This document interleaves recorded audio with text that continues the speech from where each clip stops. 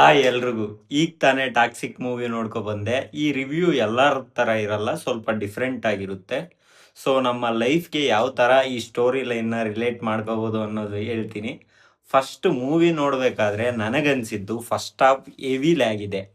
ನಾನೇನಾದರೂ ಎಡಿಟ್ ಮಾಡ್ತಿದ್ರೆ ಒಂದು 20 ಮಿನಿಟ್ಸ್ ಈಸಿಯಾಗಿ ಫಸ್ಟ್ ಹಾಫಲ್ಲಿ ತೆಗ್ದಾಕ್ತಿದ್ದೆ. Because story line was good. Character building ಮಾಡ್ದಲೆ ಅನ್ವಾಂಟೆಡ್ ಸೀನ್ಸ್ನ ತುರ್ಕವ್ರೆ. ಆಲ್ರೆಡಿ ಶೂಟ್ ಮಾಡಿರೋ ಸೀನ್ಸ್ ಜಸ್ಟ್ ಕಾಪಿ ಪೇಸ್ಟ್ ಮಾಡ್ದಂಗಿದೆ. ಬಿಕಾಸ್ ಅದು ಸ್ಟೋರಿಗೆ ಏನೂ ಹೆಲ್ಪ್ ಮಾಡ್ತಿಲ್ಲ. ಬಟ್ ಎವ್ರಿ ಫ್ರೇಮಲ್ಲಿ ಅವ್ರ ಮನಿ ಸ್ಪೆಂಡ್ ಮಾಡಿರೋದು ಕಾಣುತ್ತೆ. Next level making. Each frame, each camera movement, each camera angle next level. So ನಾನು ಈ ಥರ ಕ್ಯಾಮ್ರಾ ವರ್ಕು, ಈ ಥರ ವಿಜುವಲ್ ಕ್ವಾಲಿಟಿ ನೋಡಿರಲಿಲ್ಲ ನಮ್ಮ ಇಂಡಿಯನ್ ಸಿನಿಮಾನಲ್ಲಿ. Next level.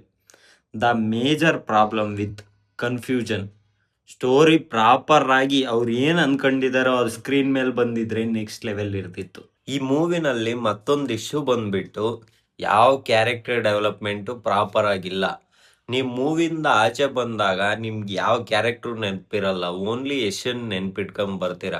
ಅವ್ರ ಸಿಸ್ಟರ್ ಕ್ಯಾರೆಕ್ಟರ್ ಇದೆ, ಅವ್ರ ಕ್ಯಾರೆಕ್ಟರ್ಗೆ ಒಂದಕ್ಕೆ ಬ್ಯಾಕ್ ಸ್ಟೋರಿ ಅಥವಾ ಆ ಕ್ಯಾರೆಕ್ಟರ್ ಜೊತೆ ಕನೆಕ್ಟ್ ಆಗೋ ಬೇಕಿರೋ ಮೆಟೀರಿಯಲ್ನ ರೈಟಿಂಗಲ್ಲಿ ಬರ್ಕೊಂಡಿದ್ದಾರೆ.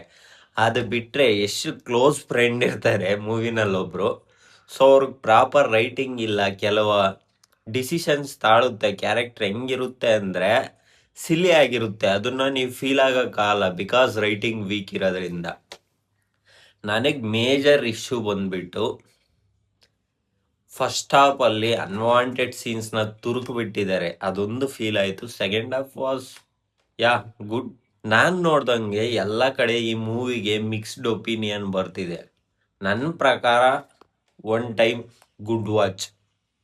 ಡೀಸೆಂಟು ಅಲ್ಲ, ಗುಡ್ ವಾಚ್, ಚೆನ್ನಾಗೇ ಇದೆ.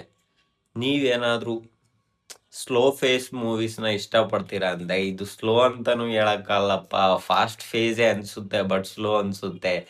ಫೀಲಿಂಗು ಮಿಕ್ಸ್ಡ್ ಆಗಿದೆ. Just simple plot. ಈ ಮೂವಿನಲ್ಲಿ ಯಾರೂ ಹೀರೋ ಇಲ್ಲ, ಯಾರೂ ವಿಲನ್ ಇಲ್ಲ. ಜಸ್ಟ್ ನೀವು ಪಾಸ್ಟಲ್ಲಿ ಮಾಡಿರೋ ಮಿಸ್ಟೇಕ್ಸ್ ಆ್ಯಂಡ್ ನಿಮ್ಮ ಮನಸ್ಸಲ್ಲಿ ಉಳ್ಕೊಂಡಿರೋ ರಿಗ್ರೆಟ್, ಗಿಲ್ಟೇ ಈ ಮೂವಿನಲ್ಲಿ villain. Next level story line.